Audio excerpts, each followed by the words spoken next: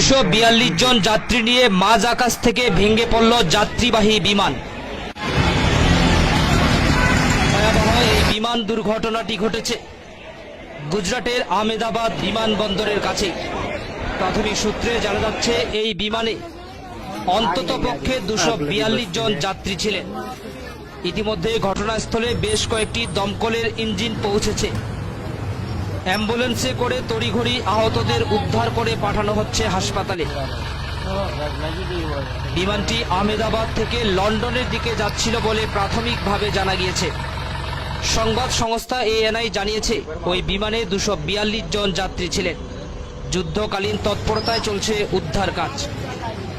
আবারও জানাচ্ছি এই মুহূর্তের সবচেয়ে বড় খবর, গুজরাটের আহমেদাবাদ বিমানবন্দরের কাছে ভেঙে পড়ল যাত্রীবাহী বিমান। মৃত্যু হয়েছে অনেকের।